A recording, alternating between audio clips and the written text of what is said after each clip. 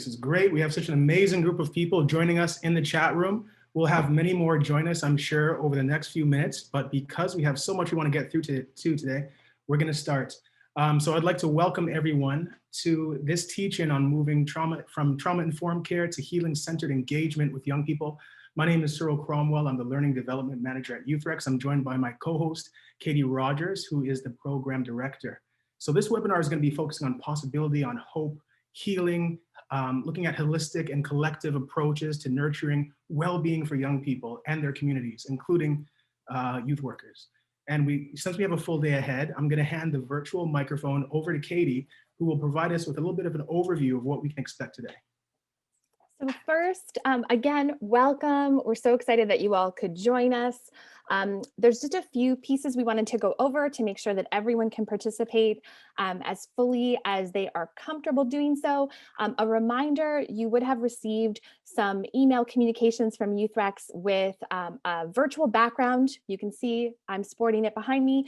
We invite you to download that virtual background and use it if you're comfortable. We're trying to create a sense of us all being in the same space today, since we're joining from all over Ontario, all over Canada, and from other parts of the world too.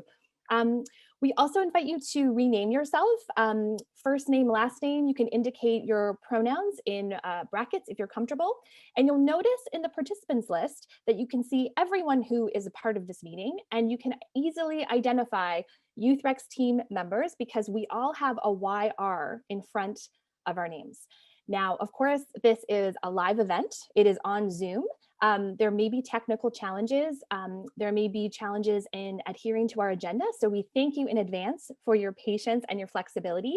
And do reach out to a member of the YouthREX team, whether you have a technical question or any other question, and we will do our best to respond as quickly as possible. We also are offering a transcription service for this event through Otter. So you can access that by clicking on the drop-down arrow that is next to the live button at the top left of your screen. And we will also provide a link in the chat box for those who are having difficulty or for those who are joining us on devices. That might also be another way you can access this live transcription service. We're going to ask folks to keep themselves muted, and we have team members who may mute you, and that is only because we want to limit background noise and distractions. We encourage you to connect with one another and also to share your questions for Dr. Ginwright in the chat box. And there is a section later on where we will be inviting folks to speak live. And Dr. Ginwright might also invite you to raise your hand at some point to participate. So just a reminder that the reactions button at the bottom of the application allows you to raise your hand and also to share, a thumbs up or an applause or whatever you may want to share to participate more fully. Also, to answer your question, we will be recording this event. We will be recording until the end of the Q&A. The recording will be available to folks within a week of the event. We encourage you to visit youthrex.com to access the recording and also lots of other resources. And if you have questions, as I said, put them in the chat box and a member of our team will respond as quickly as possible. And now we'll just take a moment to do a quick overview of today's agenda. You all probably received a link to the agenda on our website, and we'll also share that in the chat box. We're going to have a bit of an opening. We are having a performance at 12:40. Cyril and I will give a bit of an overview of YouthREX and let you know what services and supports can help to support your work with young people. We have our keynote with Dr. Ginwright scheduled for 1 o'clock. We're really, really excited to welcome him. We will follow the keynote with a short break. We have another performance planned, and then we'll have a question and answer time with Dr. Ginwright. And that will lead into the last portion of our program, which is a community spotlight, an opportunity for folks who are participating to share what they may be working on, what they may be thinking about with respect to healing. And we will aim to close at 3 o'clock. So we have a full agenda, and we thank you again in advance for your patience and flexibility. Any resources that are shared during the presentation, including Dr. Ginwright's slides, we can make available to folks along with the recording after the event. All right. We also want to acknowledge Dr. Joanne Lynn Wabi, who's been doing some really great work with us as the Academic Director of Indigenous Initiatives here at YouthREX. Again, you can check out our Knowledge Hub because we have so many amazing resources that are there. And so that was just a quick acknowledgement. I want to move on right now before we begin to also take a look at where we're at right now in terms of situating ourselves on the land that we're situated on. The land acknowledgement is so important. And I know that we're all coming from various places around Ontario and beyond. And so please just take a moment, use the chat function to acknowledge the land that you're coming from. And I want to actually do a land acknowledgement from York University, which is the headquarters of YouthREX, so that we can all kind of just join together and just taking that space to be grounded. And so both York University and YouthREX acknowledge their presence on the traditional territory of many Indigenous nations. The area known as Tkaronto has been taken care of by the Anishinaabe Nation, the Haudenosaunee Confederacy, and the Huron-Wendat, and is now home to many Indigenous First Nations, Inuit, and Métis communities. And we acknowledge that the current treaty holders, the Mississaugas of the Credit First Nations as well. We also want to acknowledge that this territory is subject of the Dish with One Spoon Wampum Belt Covenant, an agreement to peaceably share and care for the Great Lakes region. I'm going to hand it over to Katie, who's going to introduce our first performer. Yes, we're really excited to have two performances as part of today's agenda. And the first is from Dwayne Morgan. We're so excited that Dwayne is here. You'll notice Dwayne's website on this slide. We'll also share it in the chat box. Dwayne is a two-time Canadian National Poetry Slam champion. He began his career as a spoken word artist in 1993. In 1994, he founded Up From the Roots Entertainment to promote the positive artistic contributions of African Canadian and urban influenced artists. Dwayne is the 2018 winner of the Sherry D. Wilson Golden Beret Award for career achievement in the spoken word. He has published 13 books, and his audiences have included President Barack Obama and Governor General Mikhail Zhan, and now all of us today. So welcome, Dwayne, and thank you for being with us. Thank you so much for the invite. I have two poems that I'm going to share with you. The first one, when we look at, race and young people and systemic racism and a lot of these things, a lot of times we have to ask ourselves, how does this happen? Like, where does this come from? And there are so many subtle things that are part of our society that reinforces notions around race. And so this first poem is inspired by a study that was done in the 70s and then my experiences with my own daughter. And this is called Dollhouse. Michelle, age 4, white. Michelle, which doll is the pretty one? The white one. Raquel, age 4, white. Michelle, which doll is the mean one? The black one. Natasha, age 4, black. Natasha, which doll is the nice one? The white one. Keisha, age 4, black. Keisha, which doll is the ugly one? The black one. Keisha, which doll looks like you? The black one. By the age of 4, the seed of racism, self-hatred, and inferiority is already subconsciously planted in the brain like sugarcane, like cotton, like cash crops that will benefit those who grow it more than those who sow it, and don't I know it. As a father of a daughter who struggles to see herself on store shelves, these are little black girl blues. You can find darker hued versions of white dolls that look nothing like you, straight hair, straight nose, forcing parents to have to straighten things out, removing the kinks of self-doubt, becoming vigilant, parenting, becoming militant, but only if they get it. Only if they understand the damage being done and the need to protect her identity by any means necessary. Birthday invitations included the postscript, "Please no white dolls," which created their fair share of conversations, protection seen as reverse hatred. The few dolls of a lighter hue that managed to sneak past our border walls soon found themselves missing like Indigenous women in Canada. It's funny. This little thing called race, how it plays out from day to day and has us worshiping things that look nothing like us, whether dolls on store shelves or their version of Jesus, and these little things are always so much bigger. which is why she forgets cartoons but remembers every detail from Hidden Figures, and some will still see this as nothing. But I saw her desire to become a doctor after watching Doc McStuffins because representation matters. It matters to see yourself reflected in the society in which you live, not as a cliche or stereotype, but just as normal and positive. And maybe this is too much to ask when the fabric of our economic quilt just happens to be anti-Black. Periodically, I will ask, if you could, is there anything about yourself that you would change? At 13 years of age, her answer has remained the same. Nah, I'm pretty awesome. Yes, you are, I always reply.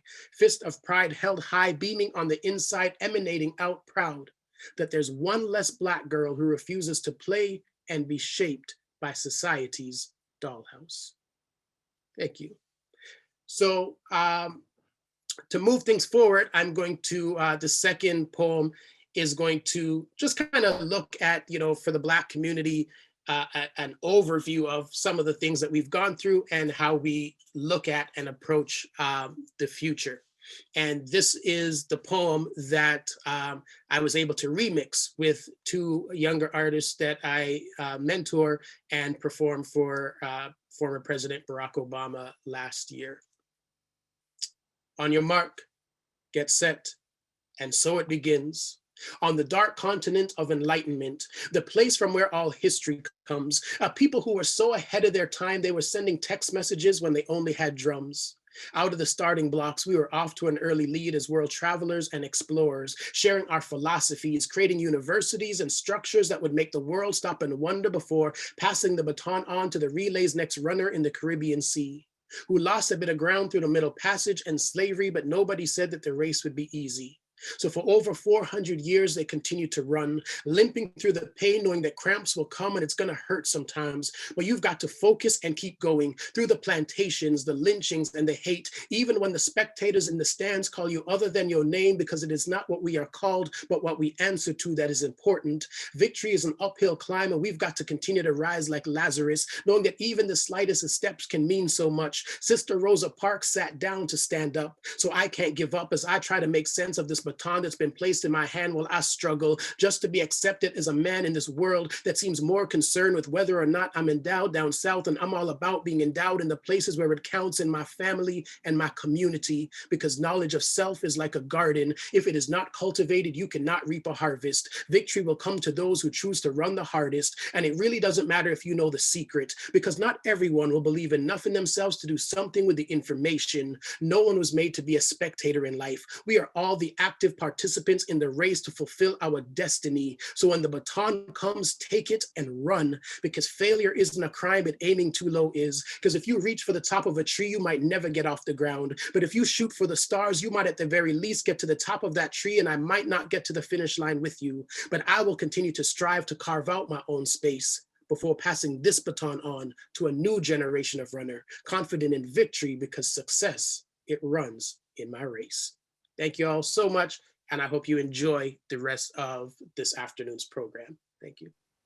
Thank you so much, Dwayne. There's so much applause and there's so many snaps coming at you that people are sharing in the chat box, on their screens. We really appreciate that you were able to be part of this event today. Thank you so much for being with us, Dwayne. Check out Dwayne at dwaynemorgan.ca. We really wanted to create space for different voices and different expressions. This topic of healing is very nuanced. And so we're really, really pleased that we could have a few performers join us for today's program. That was amazing, Dwayne. Thank you. We're just going to take a few moments, not only to share a little bit about YouthREX with you, but really to share how YouthREX can support your work with young people. YouthREX is a provincial initiative. We're funded by the Ontario Ministry of Children, Community and Social Services. And as Cyril mentioned, we are based at York University. We're in the School of Social Work. YouthREX is Youth Research and Evaluation Exchange. And our vision is an Ontario where shared knowledge is transformed into positive impact for all youth. And our mission is to make research evidence and evaluation accessible and relevant to Ontario's youth sector through knowledge exchange, capacity building, and evaluation leadership. Our services and supports, I'll start off by talking a little bit about knowledge exchange. What does that mean? Really, as the name implies, we're talking about how do you share knowledge? Knowledge coming from research, but also from practice and lived experience. How do we create resources and curate resources that will connect that knowledge directly to youth work practice, that amplifies the experiences, the knowledge of youth workers in different contexts and working with different communities? How do we create spaces like today for us to share knowledge? And really that's what we try to do at YouthREX, is to create those spaces. We have an online library. We have other online spaces that we've created to allow for the exchange of knowledge between different stakeholders in Ontario's youth work system, but also, as we know, like folks are joining us today from all sorts of other places across the province, across the country. So we have so much to learn from each other. And today, you know, Shawn is joining us from California. So there's lots of opportunity for us to share and to learn from one another and to really amplify the voices and experiences of youth workers and also of young people. Absolutely. We also have two other pillars that are part of the YouthREX services. The first one, YouthREX Ed or education, is really the capacity building arm of the evaluation exchange. And so we provide workshops, we have a community of practice that we share, we have a number of certificates. And since right now, most of our work is done virtually, we've started to move a lot of our certificates online, as we've been doing for the last few years. And so there's a really exciting opportunity I want to share with you in a minute, but I also want to talk about the youth program support. So youth program supports are supplying evaluation supports and consultation to grassroots youth sector organizations for, how much is it, Katie? I forgot how much our starting rate is. We charge $0. Zero. $0. That's an amazing deal. It's incredible. So yes, it's free services. Everything YouthREX is doing is free for the youth sector. So please take advantage. Check out youthrex.com because you'll find out about the evidence briefs that we've been creating, research summaries that have been created as part of that knowledge mobilization and exchange. Everything is connected. Everything is working together to just mobilize information so that we can all do our work a little better. And to support that around the theme of Black youth well-being, we've just launched a certificate. Hopefully everybody here is part of the YouthREX newsletter because you probably just got this a little while ago. We've just launched a 4-module certificate on supporting Black youth well-being, combating anti-Black racism. This is going to be running from March 1st to March 31st. That's the window. Register now. You only have until the 26th of February to grab your seat for this certificate. We have 17 narrated lectures by professionals in the field, dynamic community activists as well.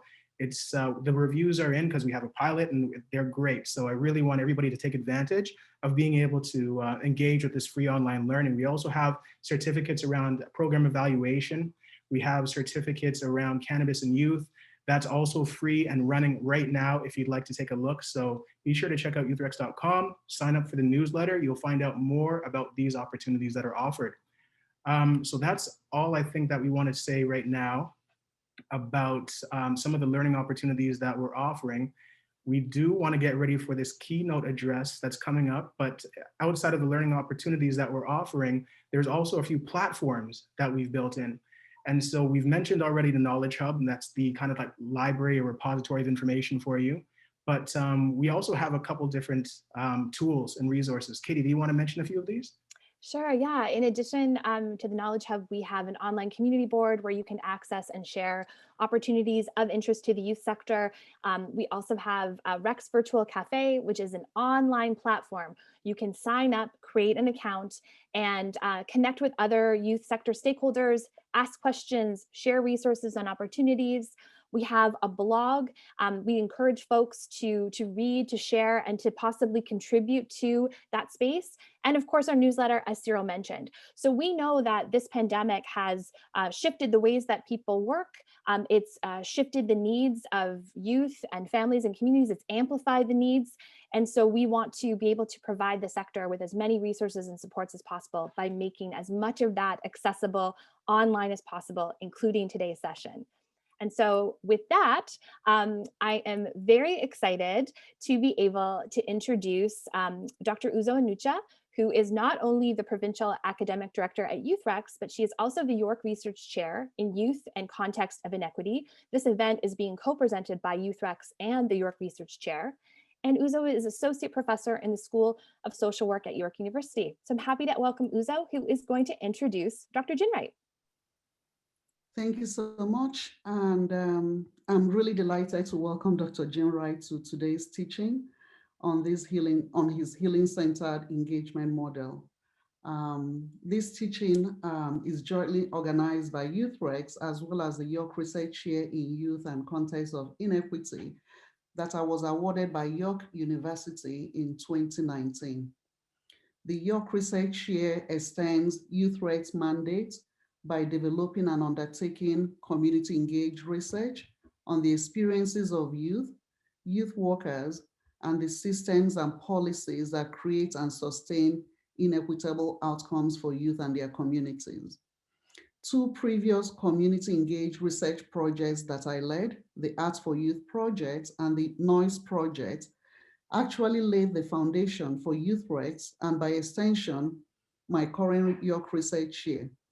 Both research projects focused on understanding youth in the Jane Finch community, and they both drew extensively from Shawn's writing on the necessity of a social justice approach in youth development that recognizes that youth in urban communities experience social, political, and economical forces such as racism, sexism, poverty, zero tolerance, unemployment that are very toxic to their well-being.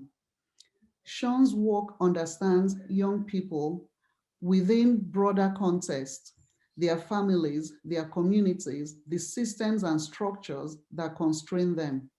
He recognizes and validates the role of the youth worker, the importance of healing, not just for the young person, but for the practitioner as well.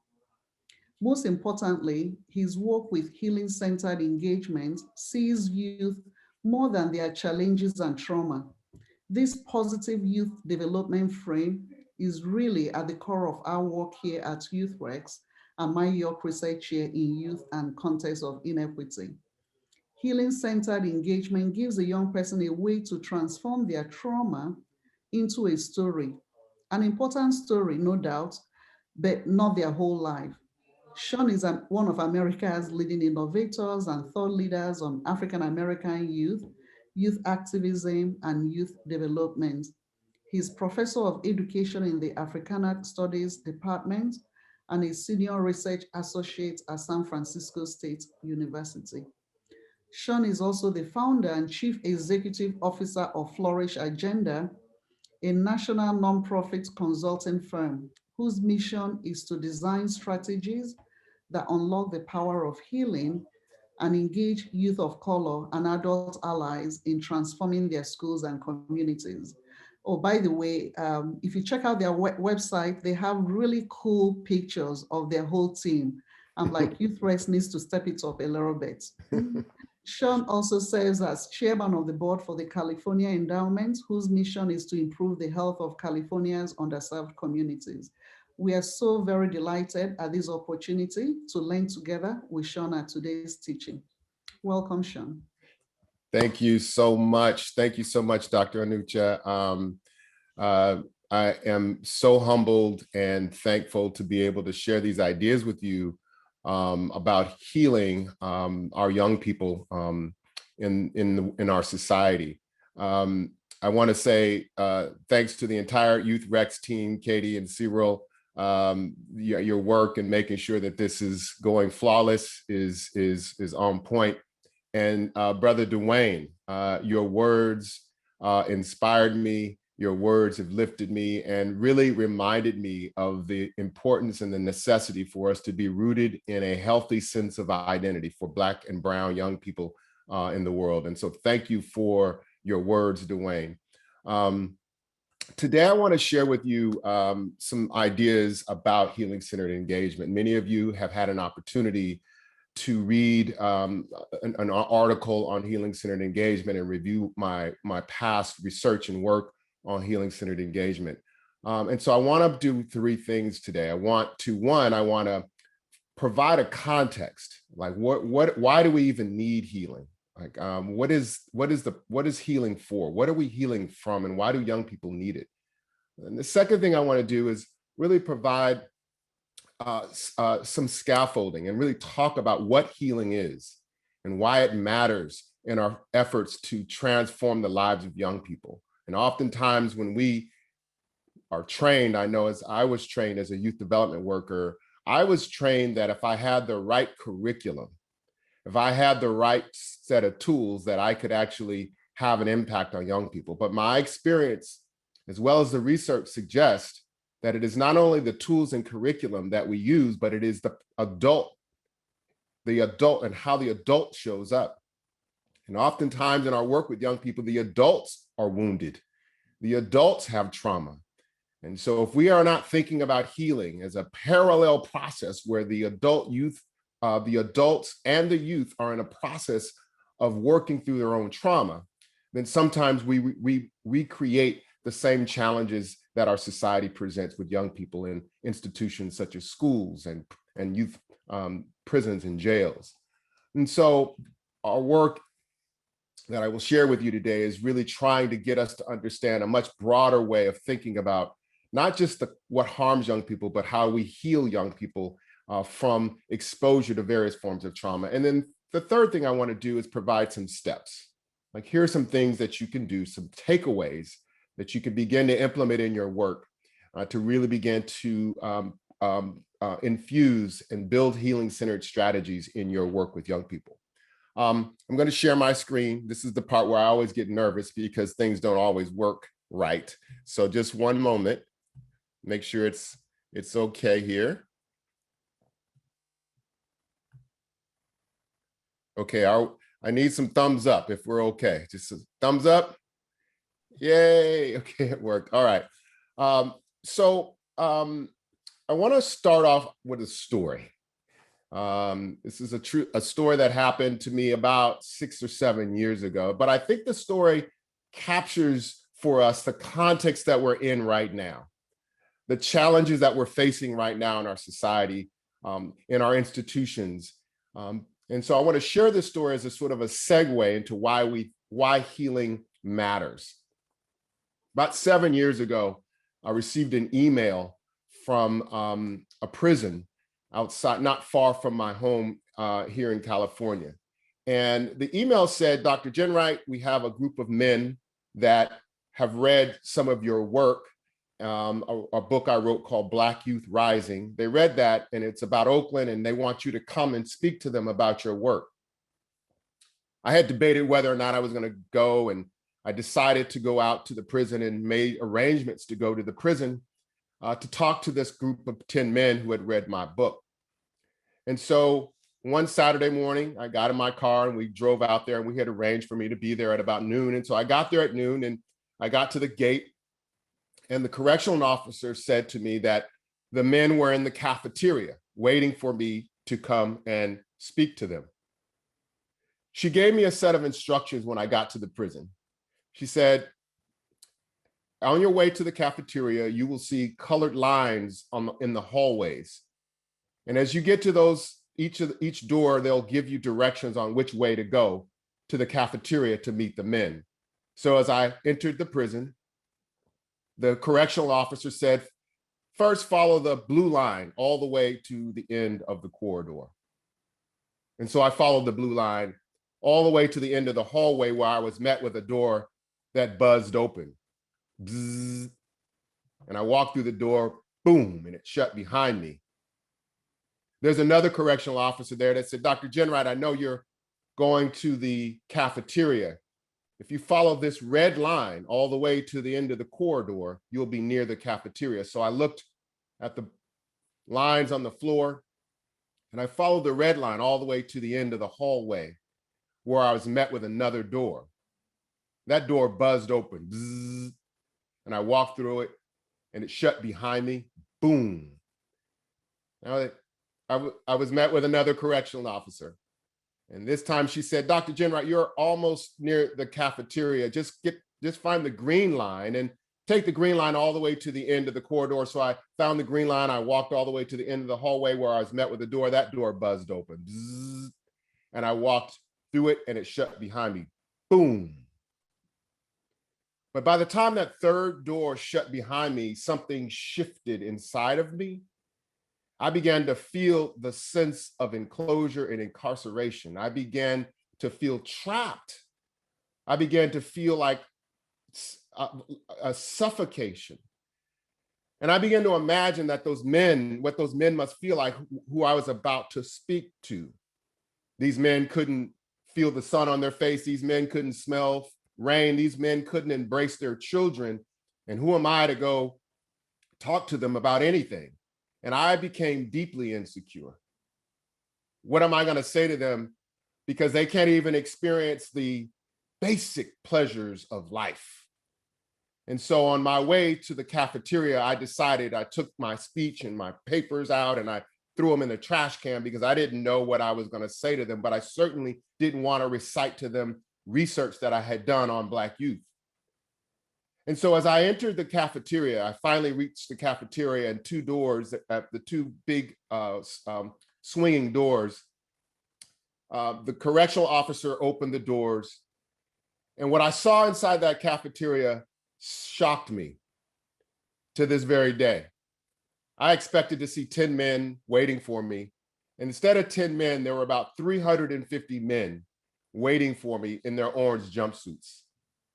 And they came up and they were so happy to see me. And one came up to me, his young man, brother, he said, "Hey, Dr. Ginwright, my name is Chris, and I've been in here since 1987. My heart dropped. And another brother came up to me, "Hey, my name is Greg. Dr. G, we can't wait to hear you talk. I've been in here since 1989. And my heart sank.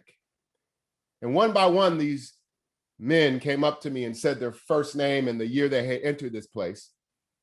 And each time they did that, I began to have a sense of compassion and humility for them not being able to see their families. And so the time came for me to speak. And so they put me up on the podium and I didn't have anything to say. The speech that I had prepared, I had put away. I wasn't prepared to speak to 350 people. And so I spoke from my heart. I shared with them the challenges that I'm experiencing raising a 6'3" African-American 16-year-old boy in Oakland, California, and how I fear for his life sometimes. I shared with them my concern about my aging parents and how it was difficult to be able to raise my kids, but also my parents are aging. And I shared with them all of the things that I was dealing with, and I spoke to them from my heart. And one of the things I said to them is that you are not what brought you here. Whatever brought you to this prison, you are much more than that. And that no matter what brought you here and who you harmed or who harmed you, there's always a possibility for healing. And I said a couple of other things and moved on, and the speech was over and they had to usher me out of the cafeteria.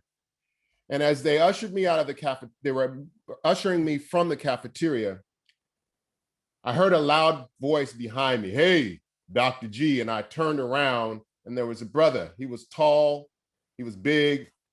And I looked up at him and he said, "Hey man, I just want to let you know the words that you shared touched me.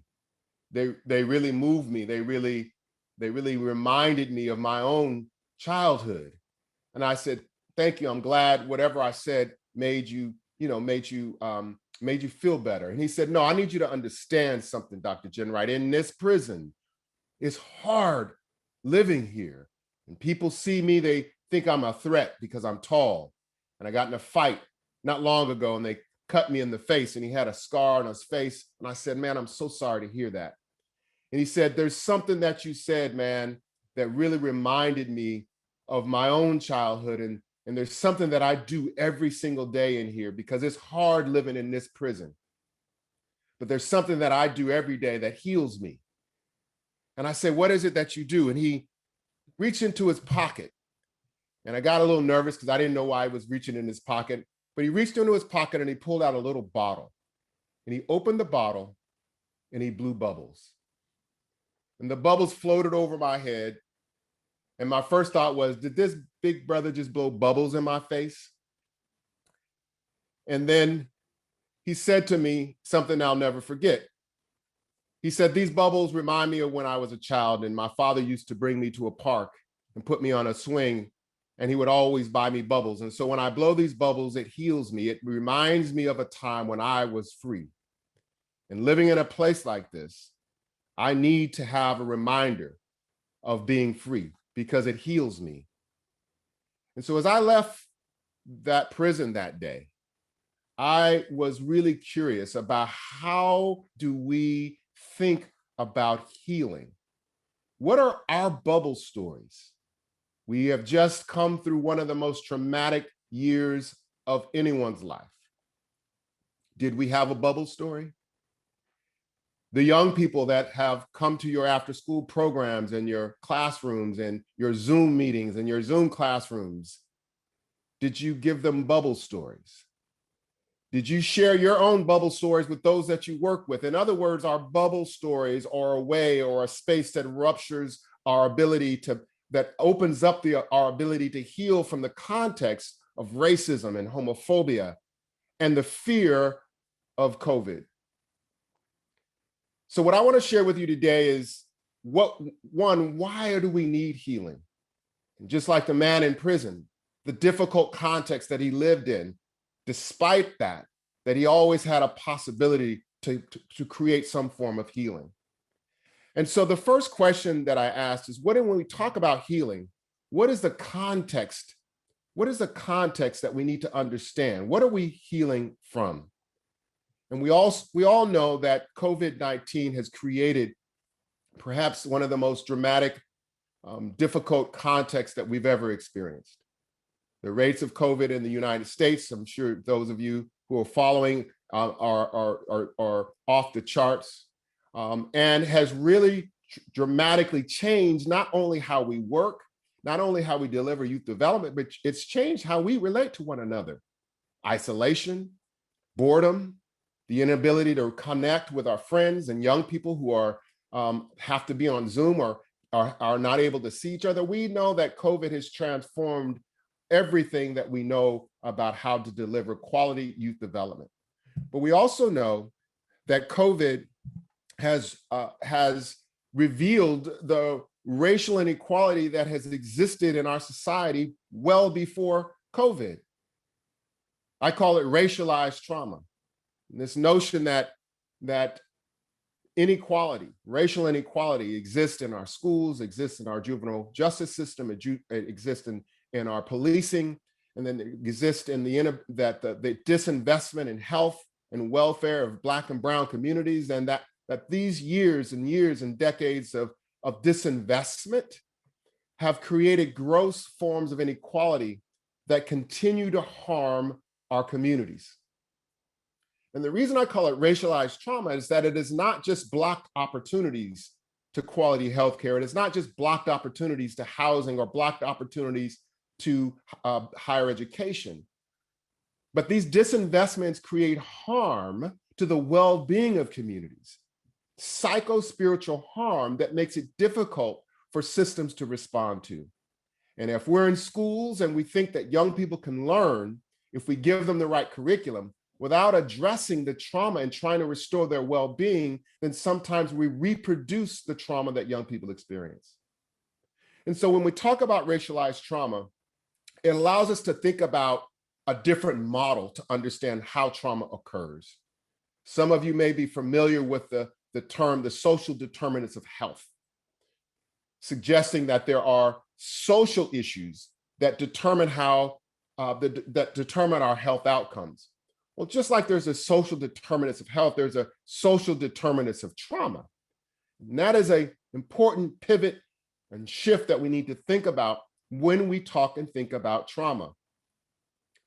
My own training on thinking about trauma-informed care was that trauma happens downstream. In other words, that trauma happens in incidences and accidents and sporadic things that occur. You see someone shot, your father or your mother abuses you. That trauma, these are traumatic events. And the traumatic events paradigm is what we call a medical model way of thinking of trauma. That we see trauma as episodic, we see trauma as happening to individuals. But if we look upstream, we recognize that there's a social ecological model that tells us that trauma does not only happen through the medical model. Trauma is not just episodic, but trauma is systemic. Trauma is a result of social inequality that we see in racial bias. It's a function of institutional inequalities in our schools, our nonprofit organizations. And it's also, trauma is a result of the environment that we lived in. Some neighborhoods have increased instances of violence, the quality of housing. All of these issues have an impact on thinking about systemic causes of trauma. And so one way to think about trauma is to understanding the context of trauma. And so when we look upstream and we see that trauma happens and occurs through these systems, it allows us to name how trauma occurs. I was trained to think about trauma from a term called post-traumatic stress disorder, PTSD.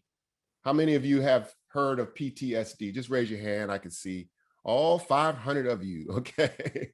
All right. So PTSD is a term that came to describe the dysfunction of soldiers when they returned home from war.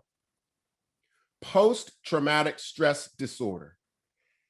And so what I learned early on in my work with young people here in Oakland and San Francisco and California is that there was nothing post about the trauma that they experienced. And so if we're thinking about trauma and if we're using post-traumatic stress disorder as a way to describe trauma, then we're already misdiagnosing what young people are bringing to our classrooms and after-school programs.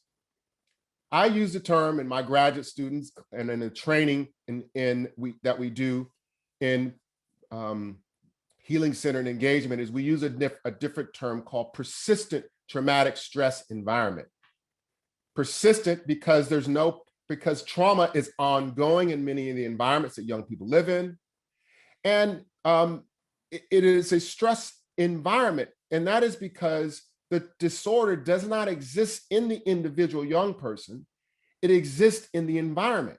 It exists through racism. It exists through homophobia. It exists in bias. It exists in disinvestments. And so if you treat the disorder and you put the young person back in the environment, guess what? They get re-traumatized again. And so the first thing we have to understand is that we have to look at the broader environment as a root cause of trauma that's happening for young people.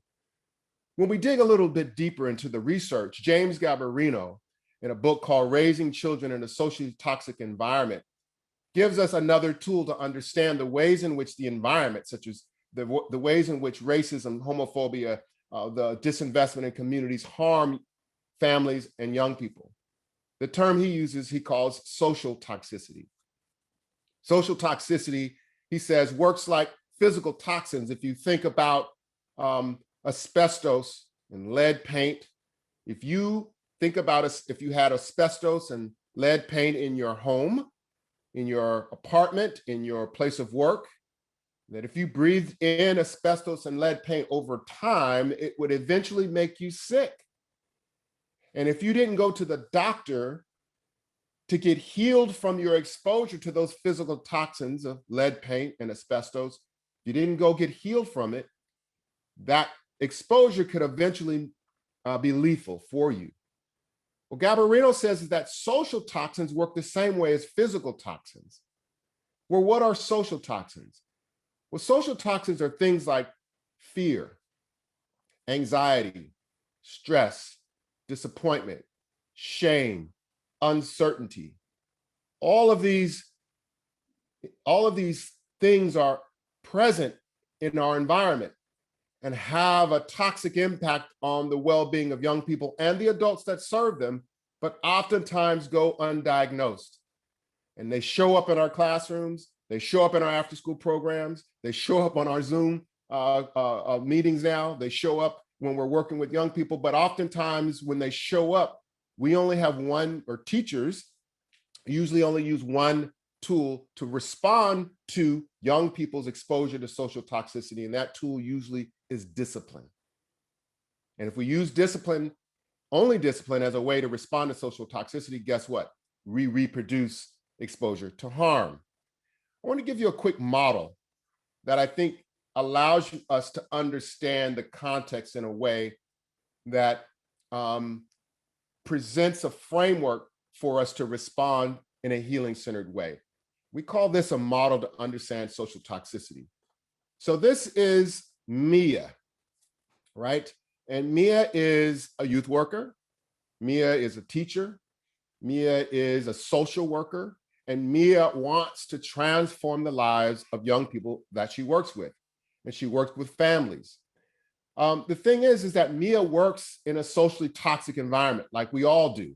What is social toxicity? Social toxicity is fueled by heterosexism and racism and patriarchy and homophobia and white supremacy and othering and colorism. And these forms of social toxicity work like toxic rain clouds, except this rain gets inside of us and it gets inside of Mia. And Mia sometimes is not aware of how that social toxicity has an influence on her. And as a result, Mia walks around with exposure to these forms of social toxicity. She has ageism and racism and white supremacy and othering and colorism, and all of these things sit in Mia. Now, what happens is that social toxicity has an impact on all of us at 3 levels. It has an impact at Mia on the individual level. It has an impact on Mia, her relationships at the interpersonal level, who she works with. But social toxicity doesn't stop there. It also has an impact on the institutions, the organizations, the schools that young people work, live, and play. And that social toxicity then has an influence on the values, the practices of the policies of that institution. And then the institution itself then produces its own form of social toxicity, and it goes back out into society and it reproduces itself. So toxicity has an impact on us individually, it has an impact interpersonally, and it has an impact on our institutions. So when we talk about the context of healing-centered strategies and healing-centered engagement, we have to first recognize that it is not just young people who have exposure to social toxicity and harm. Trauma and social toxicity also has an influence on us as adults, as youth workers, as teachers, as social workers, as principals.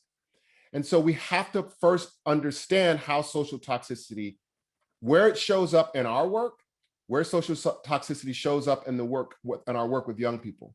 I'm going to pause for a moment and we're going to chat. And the question is where do you see social toxicity? How, if you can give a brief example in chat of social toxicity you've seen in your own life, in your own work with young people, and your work with young people. If you could take a second to just put that in the chat room and I'll take a look.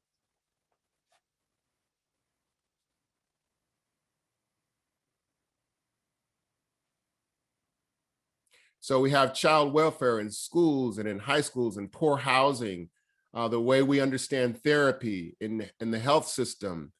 Someone said everywhere. We see it with parenting in the police. Oh, this is moving really fast. We see it with doctors. We see it in courts. We see it with police. We see it with poor housing. Now I'm going to ask you a question.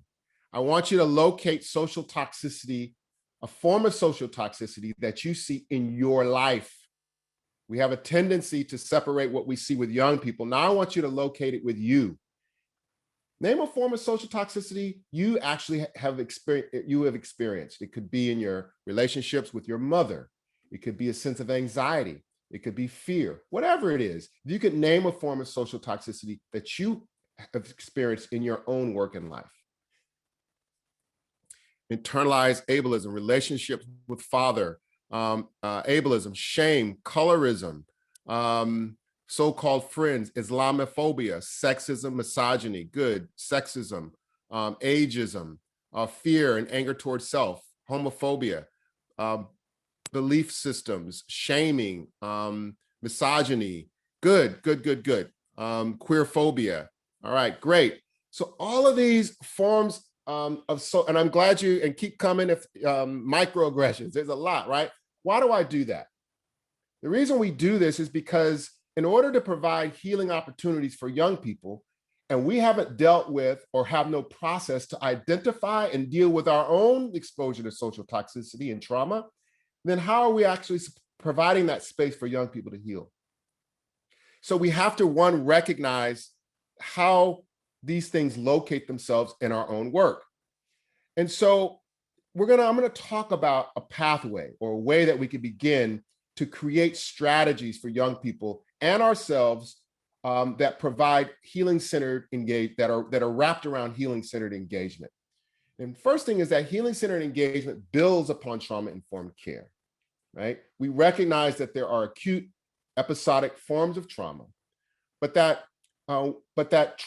healing-centered engagement takes trauma-informed care to the next level. It takes it to the next level because we're not focusing on episodic trauma. We're focusing on responding to the holistic well-being of young people. You may have read the article that I wrote on healing-centered engagement, and you may have remembered the story about Marcus. And in the healing circle that I was leading with these group of African-American young men, these young men had experienced all forms of trauma. These young men had experienced sexual abuse, they had experienced violence, they had lost friends, 3 of them were homeless. And most of the time when we met on Wednesday night in the plastic chairs at the community college, we would talk about their stories of trauma. And as you read, Marcus said, Dr. Ginwright, I'm tired of talking about the worst thing that happened to me. I am not just the worst thing that happened to me, I'm more than my trauma. I want to talk about the fact that I want to open up a radio. I want to open up I want to create a DJ business. I want to create a t-shirt company. I want to be able to install stereos in cars. And so as Marcus shared that, and at the time I was a little pissed off, to be honest with you, because he had disrupted my healing circle, or he had disrupted my trauma-informed care circle. But all the young men, when Marcus said that, began to chime in about their own dreams. They said, yeah, I don't want to talk about that anymore either. And they began to share their stories. They began to talk about what they aspire to be and do. And the entire trauma-informed care circle shifted and the conversations changed. And at that point, I was not leading a trauma-informed care session anymore. They were talking about what they wanted for their lives. And as I left that evening, I began to think about, well, what is it about trauma-informed care that's missing? And one of the things that I concluded that's missing was that it focused so much on the trauma that young people experienced and didn't provide a holistic way of understanding their entire lives. So I went back to do research on trauma-informed care and began to think about where can we build from. And so healing-centered engagement is a response that allows us to take our knowledge about trauma-informed care to the next level. So what is healing-centered engagement? Really, what is it, right? So I know a lot of people have talked about healing-centered engagement and people are practicing these healing-centered strategies. I want to say that healing-centered engagement is 3 things. It's a perspective, which is how we see young people and the causes of harm. It's also an approach, which is how we actually support them, but it's also a strategy that we use in our organizations. It is not only a therapeutic response, because we're not using only a medical model to respond and understand trauma. The medical model, again, says that this young person had trauma, let me treat this person. Trauma-informed care, while important, doesn't always provide the more holistic way. And so it's a perspective, it's an approach, and it's a strategy that addresses harm and restores well-being. It supports the systems from shifting from a culture of harm and discipline and punishment and confinement to restoration, hope, and healing. So when we talk about healing-centered engagement, it's non-clinical, and it uses a strength-based approach. It tries to ask the question, what's right with you? What are your dreams? What do you aspire to be? What are your assets? We try to focus on what young people's assets are and build from there. And it provides a holistic view of healing and recenters culture, race, and identity as a central feature of our well-being. We know that oftentimes identity is one of the first things that are harmed in our society, whether we're gay, lesbian, or trans, or queer, whether we're people of color, women, poor. Our identities are oftentimes the first things that get harmed in our schools and our after-school programs. And so healing-centered engagement says we have to center that. We have to restore a sense of ourselves. We have to restore a sense of we have to restore our identities of our young people. And by doing that, it means that we have to actually go through a process so that our identities are holistic as well. Healing-centered engagement acknowledges how trauma is experienced collectively. It's not just an individual experience. It also says that, as I mentioned before, that it considers the root causes of trauma that exist in the environment and not just the individual. And healing-centered engagement focuses on the restoration and healing rather than coping with symptoms. And if we know that when we talk about therapy and therapeutic responses, it is oftentimes focused on the reduction of symptomology. Let me reduce symptoms of anxiety. Let me reduce symptoms of shame. Let me reduce symptoms of anger. Let me give you tools to do anger management. And while these tools are important, it doesn't always provide the type of restoration as a response to the harm that happens. So, for example, if a young person's trauma is a result of racial harm from the police, right? That we have to use strategies that allow for young people to understand that it is not the cause that the trauma that they experienced happened, but that their racial and ethnic and identities also should be restored.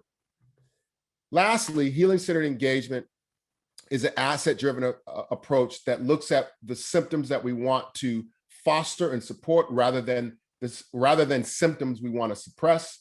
And then lastly, and very importantly, healing-centered engagement supports adult providers with their own healing. As I said before, how can we expect adults who are in front of young people who also experience trauma and have shame to support the well-being of young people? I remember working with an organization in California where they were training young men of color, adults. These were teachers and lawyers and doctors, men of color, to work with young men of color. But the adults had shame for being Black. The adults had shame for being Latino.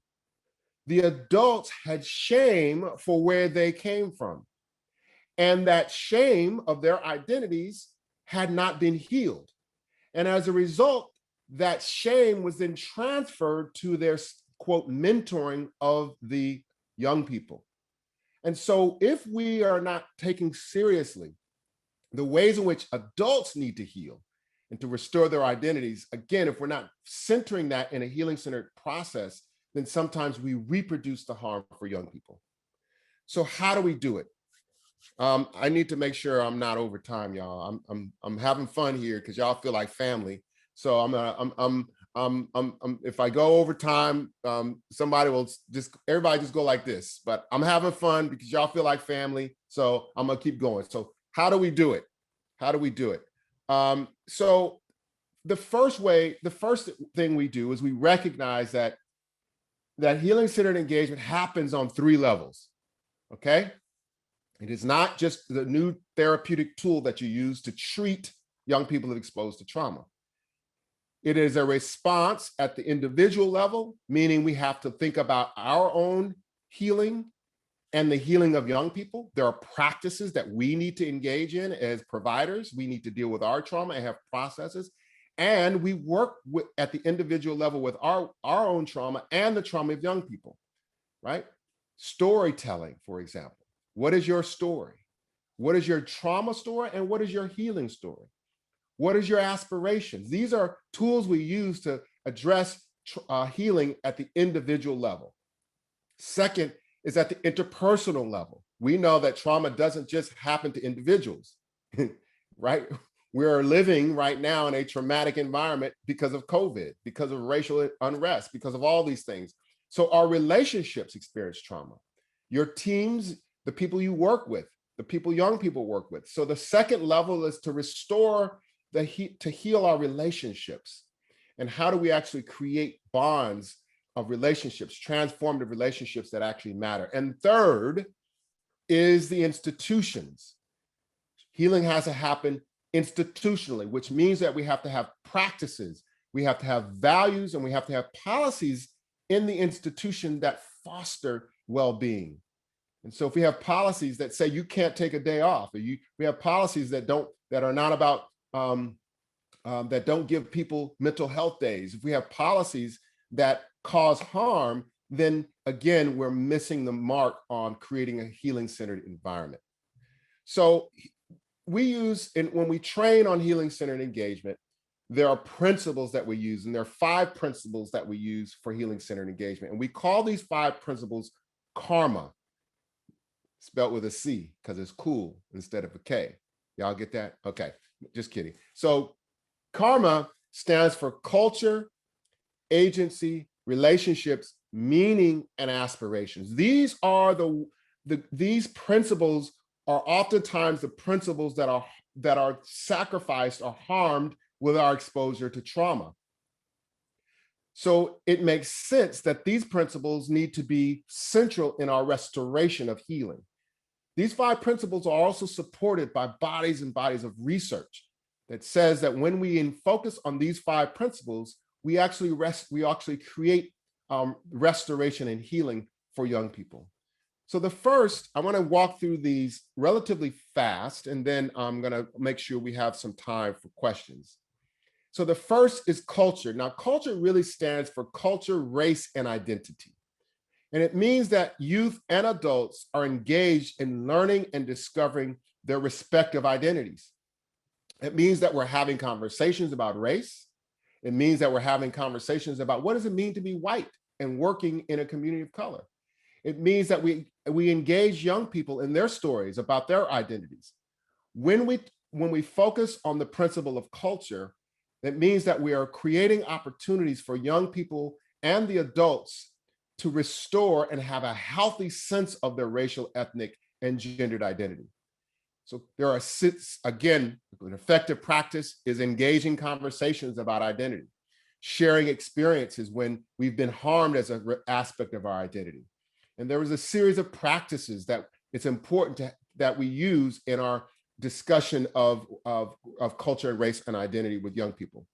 The second principle is agency. And we know that from the research and from my own experience in working with young people who experience trauma, that agency, this notion that I cannot act, this sense of helplessness and hopelessness is another part, another significant impact as a result of trauma. So agency says we have to restore a sense of power and agency. Agency is when youth and adults are identifying the root causes of issues and responding to them. The research says that when young people are engaged in addressing issues that affect or have harmed them, that when they engage in that gives them a sense of power and control over issues in their lives. Think for a moment that what happened with George Floyd. Think for a moment when we saw March for Our Lives, when young people took over the Washington, D.C. These are really poignant examples of a traumatic event that happened and a collective response to that traumatic event. That collective response provides a sense of agency for young people to respond to the policies, the practices that actually create the harm. So the second principle around agency is significant and important. And again, it expands our notion of thinking about responding to trauma as only treatment. Third is relationships. And relationships are about really restoring or creating the capacity to grow healthy connections with others.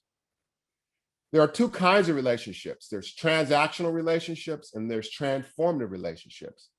And those transactional relationships are those kind of relationships that are a function of our titles.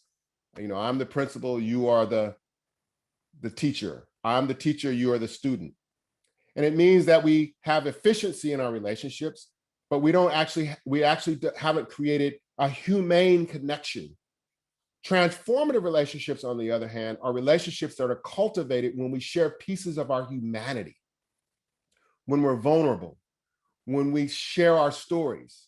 And so transformative relationships are the kind of relationships we want to use in our engagement with young people, because they're healing. When young people build trust, when you build vulnerability, when you share something with someone. And everyone, everyone on this Zoom has transformative relationships. You know what it feels like when you tell someone something, or when you're vulnerable with someone, or you're vulnerable with a young person, or a young person is vulnerable with you, that vulnerability gives permission to actually have a closer, more trusting relationship. The next is meaning.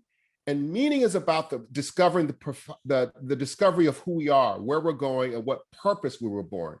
And meaning is sometimes when we're engaged in youth work, we oftentimes get into the grind of the day, the grind of the paperwork, the grind of the billing, the grind of the meeting, and we forget why we're in this work in the first place.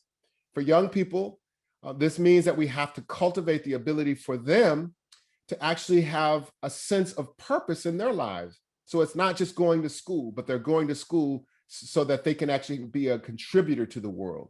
And when we talk about meaning making or meaning, we want to identify young people's assets. One of the activities we do when we talk about meaning is we ask young people, what are you really good at? And we have them actually talk about what their assets are. And then we scaffold those activities and assets and focus on things that they are really good at and things that they want to improve upon. But meaning is a space for us to really engage in building the assets and the strengths that young people bring to our programs and in our classrooms. And then the last is aspirations. And aspirations is the exploration of possibilities. I like to call aspirations our ability to dream. I always say to my graduate students that the most lethal part, or the most lethal consequence of oppression, is not just blocked opportunities, but the most lethal part of oppression is the death of our ability to dream beyond it. What oppression does is that oftentimes it tells us that we can't dream beyond the issue that we're facing. We can't dream beyond racism. And sometimes, for example,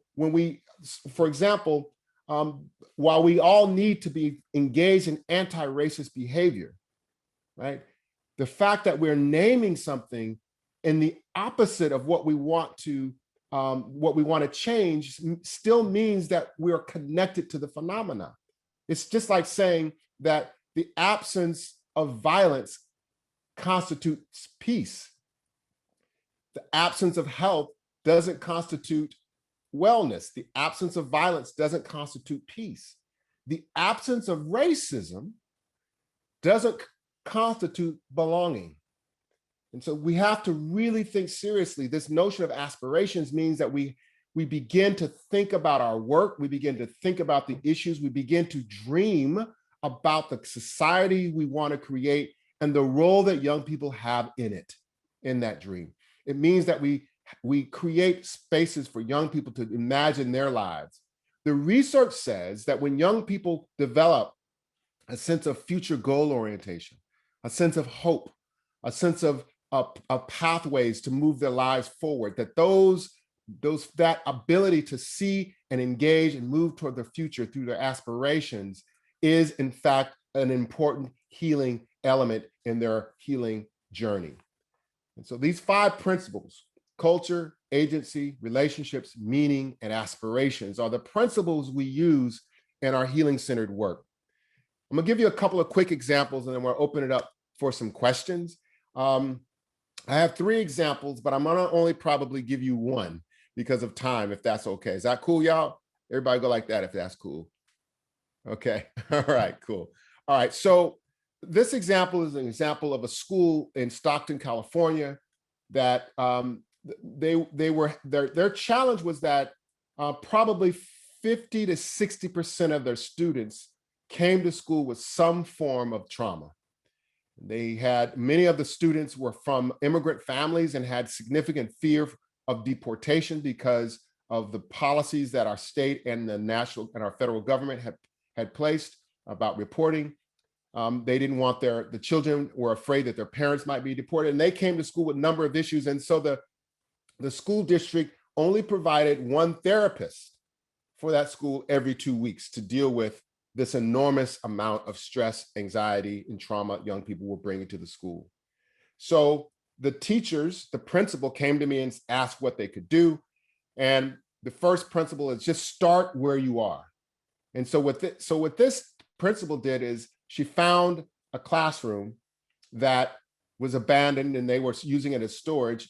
And what she wanted to do was create a sanctuary space for people, not just for the students, but for the teachers as well, a sanctuary space for healing and well-being to happen in their school. So they chipped in and bought some money and went to Home Depot. They bought these bean bags. And what I like to call it is they kind of created a spa in the school. And it's a room where there's diffusers and smell good stuff. The lights are dimmed. There's soft music playing. And the only rules that they have about this space is that young people, when the students come in, they have to be silent. When the adults come in, they have to be silent. Now, this is just a little act, but what happens is when they created this space, it gave permission for people to disrupt from the frenzy of a school day. And now what happens is the teachers are able, when their energy gets too high in this classroom, they're able to say, let's all pretend like we're in the spa. When they're in the spa, they're given lessons on how to breathe, how to bring their anxiety down, but it also provides a space for that entire school that sets the tone for the school climate. Now, there are other practices that this is an example of something small that can happen in a school that reverberates, that says that creating these healing-centered environments are significant and important in the well-being of young people. I'm going to skip past the other couple of examples. Well, I want to skip past it. I want to go to this one. Is that okay, y'all? So part of what I've learned over my 30 years of working with young people is that young people oftentimes we provide them with the right curriculum or with the right tools, but we haven't given them the right experience in our after-school programs. One of the things that we learn to do in my work with young people is provide the power of embrace. The research says is that when we embrace, when we actually create the ability for people to hug and embrace and touch, that it actually lowers our cortisol levels, right? This chemical, it releases a chemical called oxytocin. And oxytocin, for those of you who are science teachers and chemists and so forth, know that they call oxytocin the bonding chemical. Oxytocin is the chemical that actually makes it possible for us to connect with other people. And so in my work with young people, what we've learned is an embrace allows us to create those kind of transformative relationships. This is an image of a summer camp that we used to put on, we still put on, called Camp Akili. And young people in our camp are embracing. These are young men. And what we learned is that these young men never had the permission to be close to one another. And so this is an image of two young men embracing each other. And what we found is that once they're able to create that kind of a bond, that when they see each other out on the street or they see each other outside of the context of camp, that bond is still there. And so this notion of embrace, this notion of touch, this notion of being able to really be close is another sort of example of our healing-centered strategies. Now, the challenge is sometimes our policies don't allow for that. I was sharing this slide with a couple of teachers, and they said, a teacher shared a story that the principal stands in front of the school and welcomes the students into the class, into the school, and she noticed that a couple of the kids were crying, and she wanted to give the children a hug, but the policies of the school and the school district said that she couldn't do that. Now we understand why that's important. It's important because of we don't want to re-traumatize or harm kids from embracing them. But we also recognize that when a child needs a hug or a young person needs a hug, we have to create the space to give them that kind of support. So these are just some quick examples of ways that people are using healing-centered strategies. So what do you do next, and what does it actually look like? What kind of tools can you actually take from this talk and begin to think about healing-centered strategies in your work? So we think about healing-centered engagement in these 6 steps. And we're going to start at the first step, which is the bottom level on individual. And that is to establish a cohort of practitioners. That could be people that you work with, people that it could be at your school, it could be at your after school program, it could be in your social work department, but establish a cohort of practitioners who are interested and curious about deepening their healing-centered engagement practices. We don't want to engage in healing-centered engagement isolated. We begin because we have to think about healing-centered engagement in a holistic way. So we form a healing-centered engagement team. The second is that we begin to examine our own mental models. What are our assumptions that we have about young people? What are the stories that I have about my own upbringing? What are the things that I need to deal with? And those cohorts of practitioners have discussions about trauma that they've experienced. Third, once that cohort is actually having those engaged in those processes, then we begin to build relationships with young people. We bring young people in to share their stories, and the adults share their stories. And then we begin to create a community, a healing-centered engagement community, where the well-being is practiced by both the adults and the young people in that community. Fourth is we have to begin to take an inventory of the policies and practices in our organizations, y'all. How do we have a healing-centered cohort and we're using healing-centered engagement strategies, but the policies are focused on punishment, discipline, and coercion. And so we have to take an inventory of the policies and practices that are actually harming young people. And then fifth, we take steps that actually pilot and test healing-centered policies and practices. We have examples of that in our training. And then lastly, we have to evaluate our progress towards healing. What constitutes healing and how do we actually measure healing? And so these are some steps that I think are important in our thinking about healing-centered strategies. For those folks that are interested in learning more about the healing-centered engagement, we've created a healing-centered engagement certification. And it's an opportunity for you to do a really deep dive in healing-centered engagement. It's a 7-module self-paced. It's really cool. It's animation. That's supposed to be a picture of me. I think they probably made me look good. You see that? That's supposed to be me going like that in front of the cartoons, right? So I think it looks cool. I think they docked it up. They made my muscles a little bit bigger on the cartoon than they really are. So, but that's supposed to be each of the modules are led by one of these animated facilitators, and then we have live engagement with our trainers. And sometimes I come and do a part of the training. But the certification is 7 modules. It's about 20 to 25 hours. For those who are interested in 3 units of continuing education units, you can get units from San Francisco State University. And it comes with an entire workbook and lessons on actually how you take these principles that I've just shared with you and begin to implement them into your work.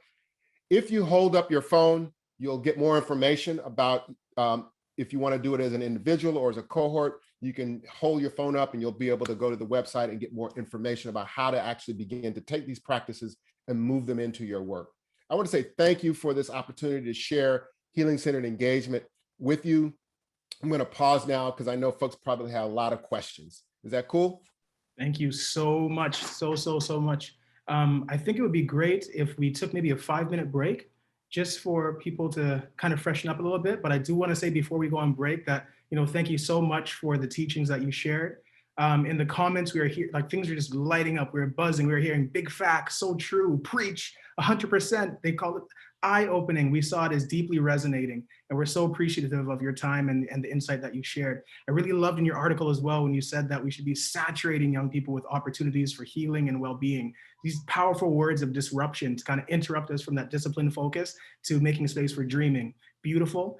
Let's take some time. Let's take 5 minutes just to go and take care of yourself in this 5 minutes. If you want to just sit in silence, if you want to stretch, if you need to get up and do a little bit of walking, moonwalking, whatever you got to do what you got to do. 5 minutes. We'll be back. We'll start with a wonderful performance to bring us back in, and then we're going to go right into question and answer period before our community session. So we'll see you in 5.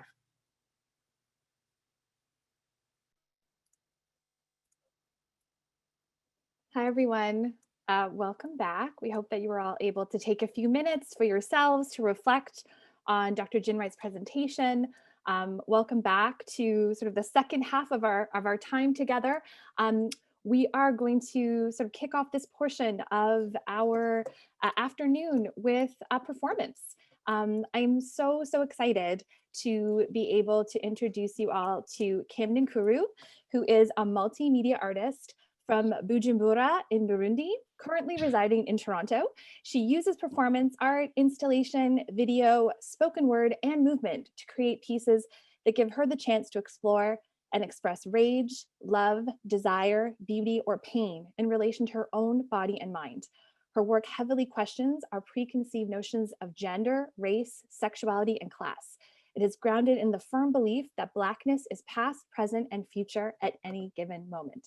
Please join me in welcoming Kim. Hi, everybody. Thank you so much for having me.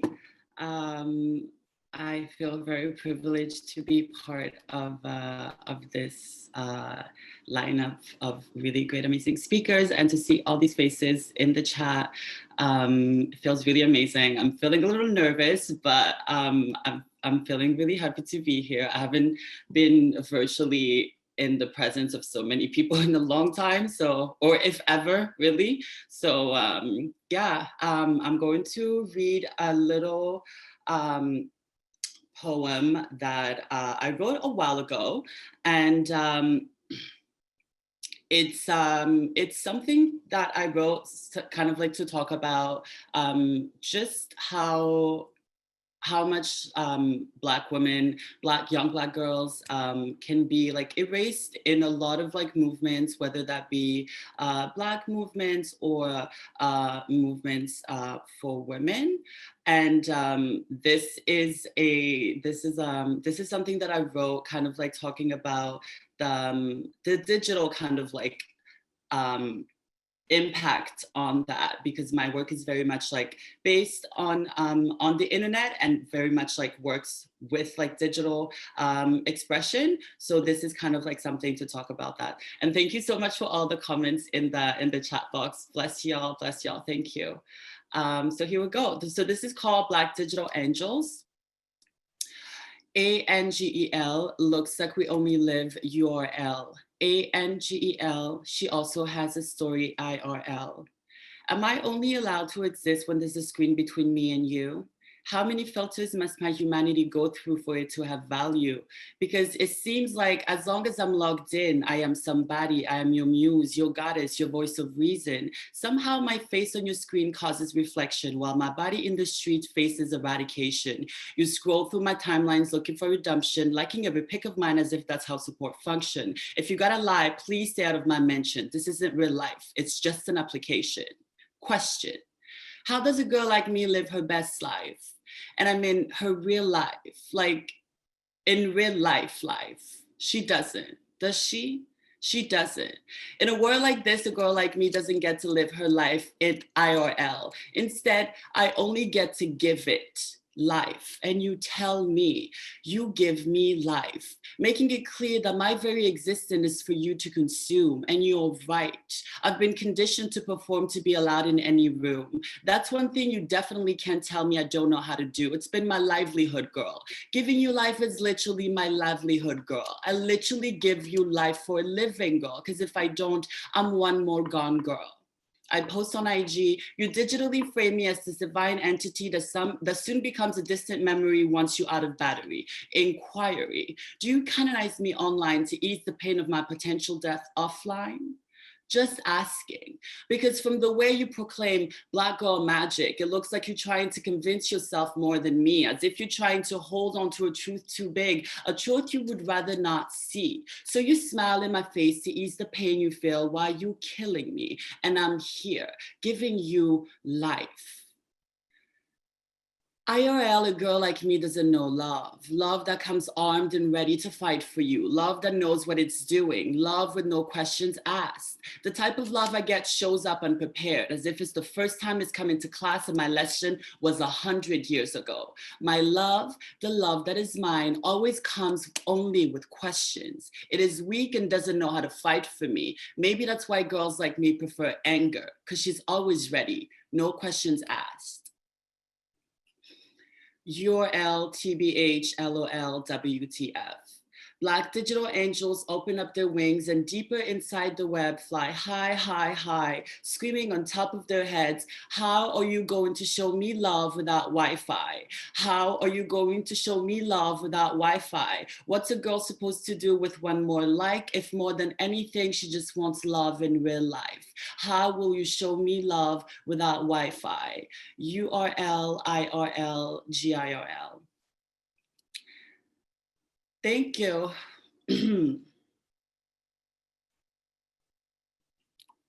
Thank you, everybody. This was very fun. Oh my gosh, Kim, thank you so much. There are so many comments in the chat box, and there's so many emojis flying across people's screens. Thank you. Thank you. I really appreciate all the warm, even if I wasn't reading it, I really felt all the love. And yeah, you can follow me on my Instagram. My Instagram is listed somewhere here at Sister Bettina. And I am also selling these beautiful, really nice tote bags that say Black People's Business on it. So get you one. The link is in my bio on my Instagram. And you can get one for yourself if you're a Black person. If you're not a Black person, buy it for a Black person in your life. And yeah, they're very practical, very amazing. And thank you so much for having me here. Thank you so much, Kim. And yeah, we'll make sure to share the website and also your Instagram in the chat box. So thank you. We are going to now transition into our question and answer with Shawn. Shawn is back, and Cyril and I are on hand. And I know folks have been sharing questions, and we've got questions coming in through the chat box. So please continue to do that, and we will do our best to share. I know that we probably won't be able to cover all of your questions, but we will do our best and to continue the conversation with you all. Can I just say to Kim, that was dope. Black digital angels spread their wings. I mean, that was amazing. Absolutely. We have so many questions. In fact, questions are coming in right now in the chat box, and we also have people that have sent questions to us in advance. Okay. So we have so much to go through. We'll get started right away. I do want to say, though, for people that we have our virtual community of practice, which means if some of the questions aren't answered here, we can still talk about this topic there at the cafe. But let's get started with the question right now off the bat. One of the questions that we have is specific to looking at some sectors within the youth, within the Ontario youth sector and beyond. So how can we better support youth that are in conflict with the law using healing-centered approaches? Now, this was a question that was sent to us, but we also have some questions that are kind of nested and connected. We have questions about specific supports for youth and care as well. When you're thinking about different sectors, what are some things that are maybe common, and maybe there are some ways that you can speak to the specificity of using a healing-centered approach with certain sectors? The legal so are we system. talking about, Cyril, I just want to make sure, are you talking about adjudicated youth? Youth that are incarcerated, or are you talking about young people that have been in you said conflict with the law? So I just want to make sure I respond appropriately. This person specifically, there's a sub question asking about supporting young people that have been incarcerated. Okay. But I think as well, people that have not yet been adjudicated could also Sure. Yeah. and- Yeah. So so some of this will be specific, sector specific, and some of it, will be more general. So let me respond to the question about how do we provide supports to young people who have been incarcerated or have been in conflict with the law. So first of all, many young people that have engagement with the law, particularly young people in high school, middle school, is a result of something happening at school, right, that is unresolved. I know that in the US, this might be in Ontario as well, in that region, that young people oftentimes come to school with some issues that require the school to either respond or sometimes kick them out of school, right? And that as a result of that, they are hanging out on the street or that they're getting into trouble. And so I think it's important first I think that schools have to be one of the first stops to health and healing. Schools I know are places for learning, but they also have to be a first stop for healing and well-being. And what do I mean by that? It means that when young people get in trouble at school, that oftentimes may lead to greater issues with law enforcement, that it means that we have to not only see, view, understand young people's behavior as needing more discipline. That is the predominant response to young people in schools. They just need to be more disciplined, more coercion. So a healing-centered approach would do a couple of things. One, just like a doctor, if you go to a doctor's office, if you take any of our children, your children, if you go to the doctor and you have a disease or you have symptoms, the doctor is not going to discipline you because you sneezed on him or her. The doctor is going to get curious. You sneezed, you're itching, you have a rash here. Let's try to understand what's causing it, right? So the first thing I think what schools need to do, teachers, youth workers, is to get curious about what's causing the symptom that we usually see as trouble behavior or bad behavior. That's the first thing. Get curious about what's causing the behavior. Second is, once we have some understanding of that, we have to create the spaces for young people to feel safe to share. Now, sometimes it's challenging to happen in the middle of a school day, because there's just so much happening. It's frenzy. There's all this stuff happening. And so you may want to consider creating that space after school. You might want to create that space even sometimes off of the school campus. If you're an after school program, how do you create those spaces? And I mean physical and emotional spaces. I'm saying both, for young people to talk about what's going on. And then thirdly, of course, and we have to provide them with those consistent supports. So it's one thing for you to be there for a young person, but if you're not there consistently, week in and week out, even when young people are not behaving the way we think they should, the consistency over time will ultimately create a healing-centered strategy. Thank you. Thank you, Dr. Ginwright. We have a lot of folks who are asking about the current context that we all find ourselves in, working in the context of the COVID-19 pandemic, and what healing-centered engagement looks like in these circumstances, in these conditions, in these contexts. That's a great question. That's a really good question. I've been talking to school leaders and educational leaders around the country about how to respond to what's happening right now. And sometimes I think educators are focused too much on, I don't want to say the wrong things, but not all the right things. So what my experience has been is that many school leaders are focused so much on the learning that needs to occur. And so teachers are feeling frustrated because they're behind on their lesson and they have to cover these topics and they have to go through the curriculum. Students are feeling frustrated because their computers don't work or their internet's out, or it's boring to be on Zoom. And there's all of this frustration that's coming with learning, but there's nowhere to process the frustration and trauma from learning. In other words, where do teachers go to actually support their mental health and well-being in this particular environment. If you're a principal or a school leader, do you have support groups where your teachers can talk about what the hell's going on, about what it feels like to actually teach a class and have your 3-year-old throw Cheerios at you, right? Do you have spaces for the teachers to have some social emotional supports? Second, for teachers who are working with students, the pressure I know to go through the curriculum and teach in this environment is unimaginable. And we have to use some of the time to actually hear from what young people are dealing with. Even if you're teaching history, if you're teaching mathematics or science, yeah, we have to go through the curriculum, but just create 10, 15 minutes for the young people to do a social emotional check-in. That social emotional check-in over time creates the kind of environment where young people feel safe. Now, I know if you have to go through the curriculum, but just creating a space, creating some time in your day or during the class when you're on Zoom, to just have young people talk about how they're feeling, what's going on in their life. It creates an opportunity for young people to feel safe with talking about and dealing with the stress that's happening.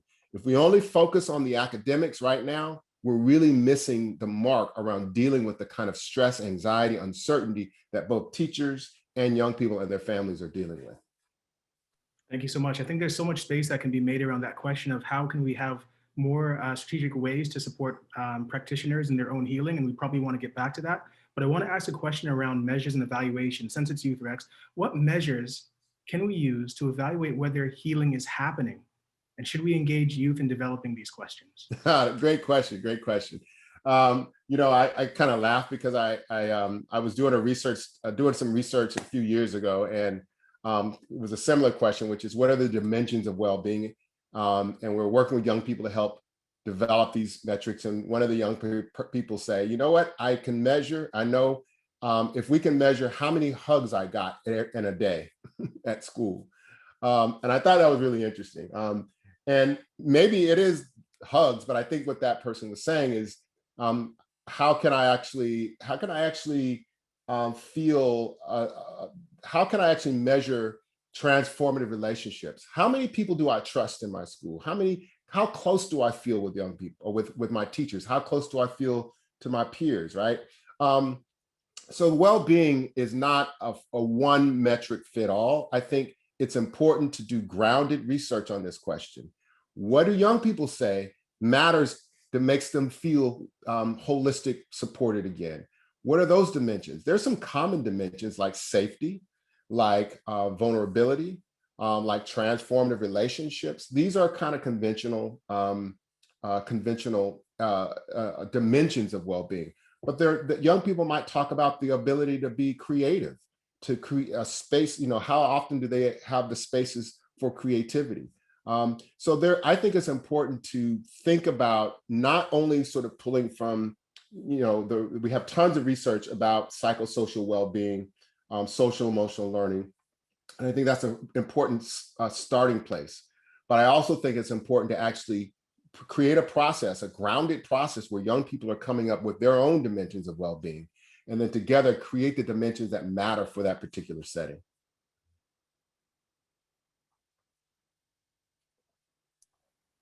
Yeah, and I want to just jump back to the question that Cyril mentioned a little earlier around, best practices that can support facilitators and practitioners who are working on their own healing. The question is, what are some of the best practices? Mm-hmm. Yeah, great question. So I'm gonna answer that two ways. One, just from my own experience and the work that I've done with practitioners in working with young people. I didn't say this earlier, but I, for years, ran my own youth serving organization. So, and in our training, a lot of this comes from that training. So I'll talk a little bit about that. And then I'll also talk about kind of the research, how the research responds to best practices. So the first, I think, important thing is that is to recognize that adults need healing too, right? So the youth development paradigm and youth development practice presumes that adulthood is a final product. That is, If you've reached adolescent, you go to adulthood, yay, you've reached it, and now everything's great. That is not always true. That is not the best model and paradigm to think about youth development, because it presumes that once you reach adulthood, that's somehow the ultimate, prize. And it says that our growth, development, healing, and well-being stops. And so the first thing is to recognize that adults have experienced trauma, that they've brought trauma into their work. They brought trauma into their work with young people. Second is, as I said before, in this first step, is to a best practice is to create a cohort of willing, like you can't do this, it has to happen collectively. Well-being is a collective experience.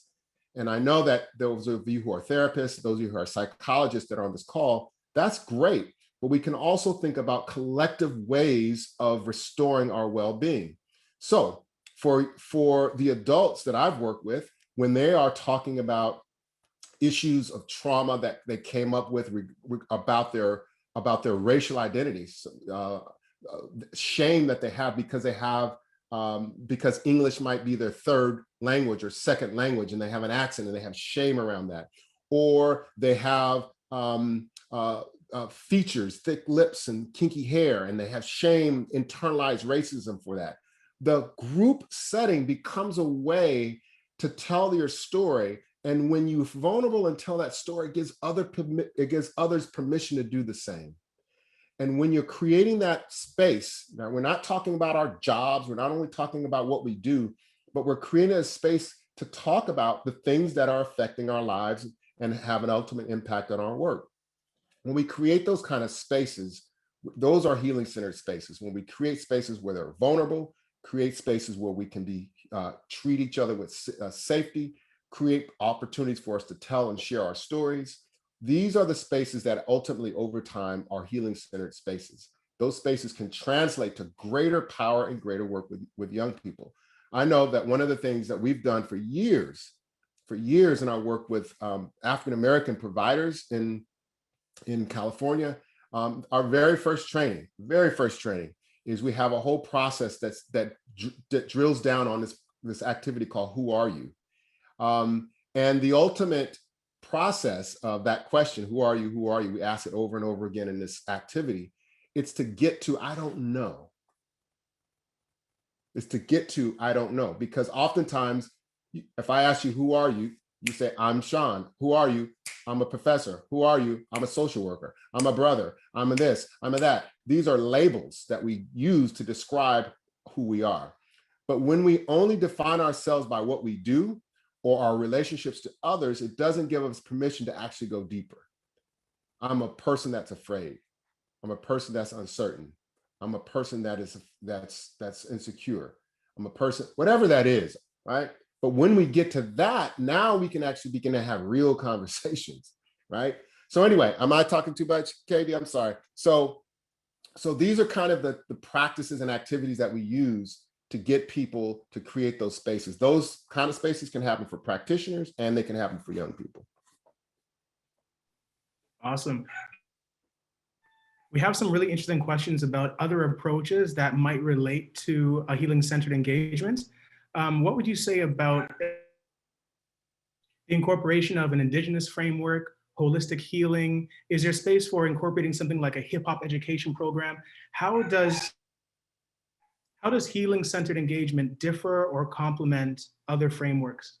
Yeah, great question.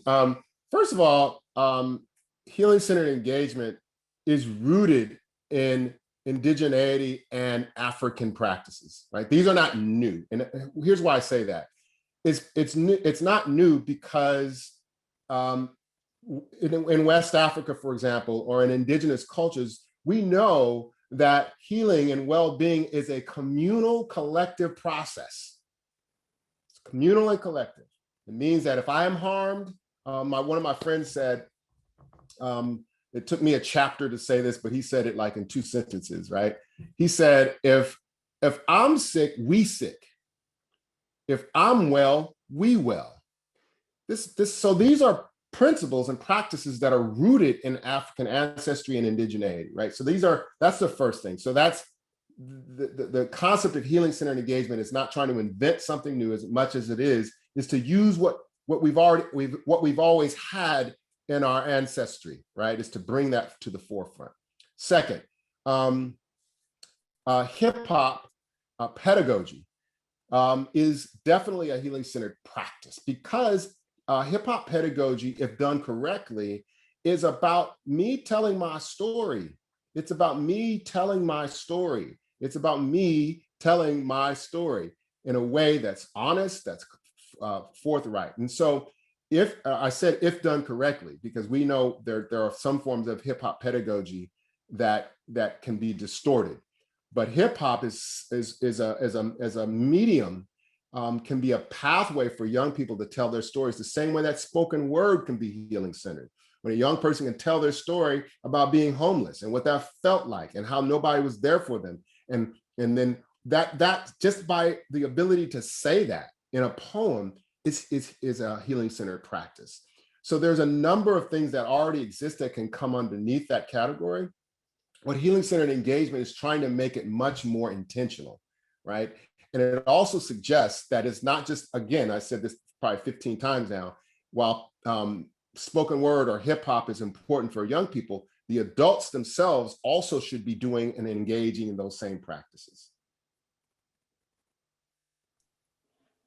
Thinking about, you mentioned the individual, the interpersonal, the institutional. Someone asked about mentoring programs and how you see sort of healing-centered approaches become foundational or being integrated into mentoring practices. Yeah, I mean, I gave an example earlier about a mentoring program that I work with that, mentoring is important again, and I am an advocate of this process called transformative mentoring, and there people have different names for it. But the idea is that my relationship with a young person is bilateral, meaning that it is explicit that my benefit and my well-being is because you're in my life now. And it is not just the other way around, that that the adult is some savior to come save the young person from their miserable existence. That is a conventional, Eurocentric, very restrictive way of thinking about mentoring. Transformative mentoring really suggests that, hey, there's a bilateral relationship here, that now that we're in relationship to one another, that I actually benefit, that I actually am a better person because I'm in this relationship with you. And so, but that takes work on the part of the adult. Most of what I see missing in mentoring programs is the component of adult healing before they get in front of young people. Again, because we've been conditioned to believe that adulthood is this sort of perfect final product. And now that I'm adult, I'm done developing, and now I can go work with a young person. That's not necessarily so.